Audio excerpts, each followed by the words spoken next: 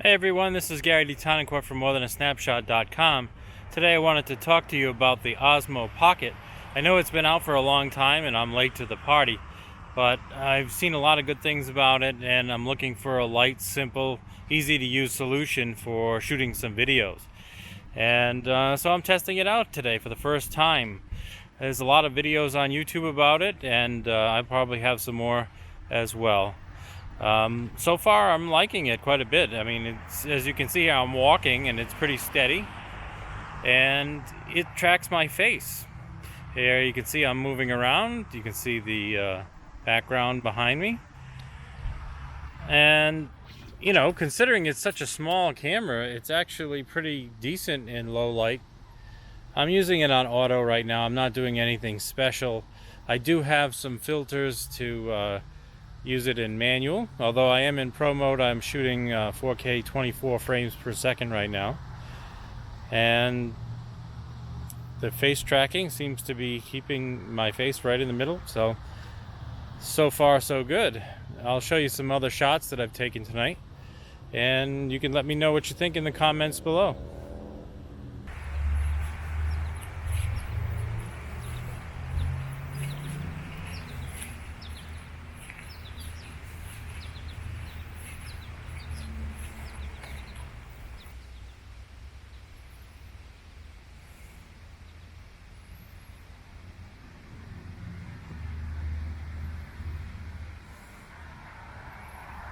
I'm late to this camera because a lot of people have been using it for a while now. I have an Osmo Action that I I still have. And so I decided to give this one a try. It's got a lens that's not quite as wide and it's probably a little bit better for storytelling. It'll be interesting to see how the sound is with all the background noise from the road. I do have the adapter to plug in an external mic, but I didn't bring it with me this time. So let me know what you think down in the comments below. Alright, this is my first attempt at a hyperlapse. This was the built-in feature inside the Osmo Pocket. But I'm going to try a different method to see if it's a little smoother, and I'll show that in another video. In this case, I'm using the 1080 slow-mo, 4 times slower.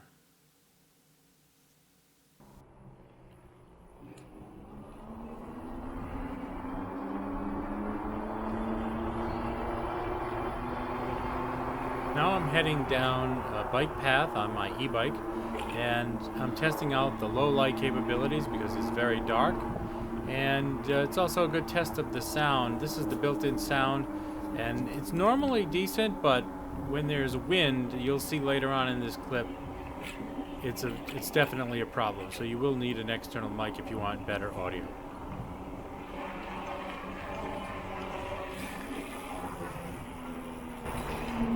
Alright, here I am riding my e-bike with the Osmo Pocket in selfie mode.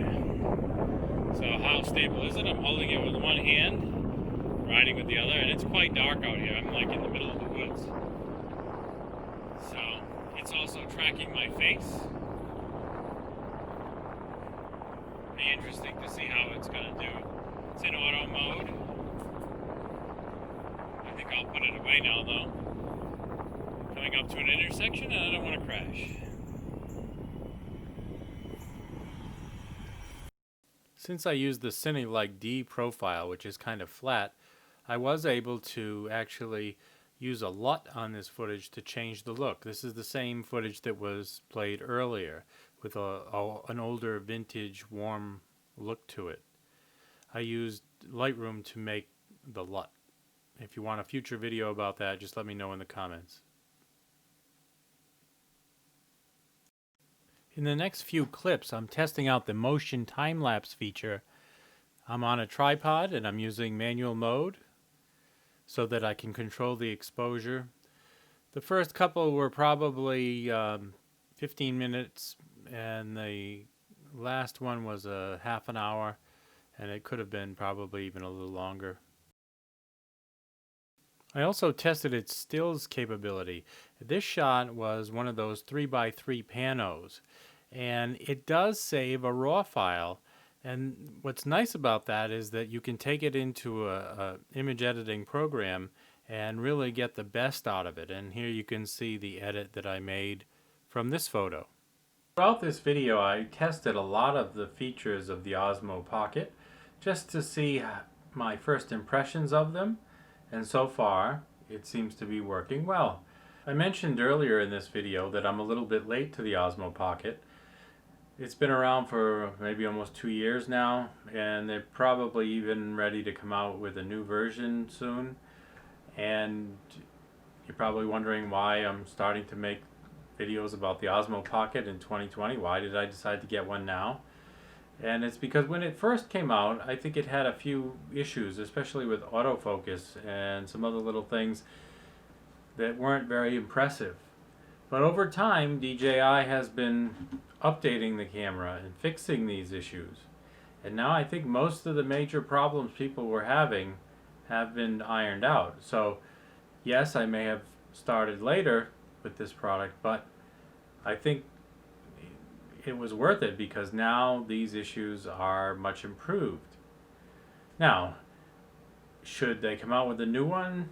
Alright, I have the older version, but it was at a cheaper price. I found a good deal on it that included the expansion pack, so I still win.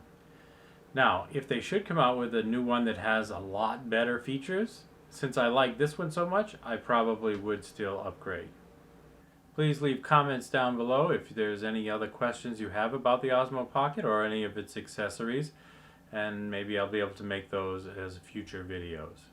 So I hope you enjoyed this video. Again, this has been Gary D. Tonicourt from morethanasnapshot.com, and we'll see you next time.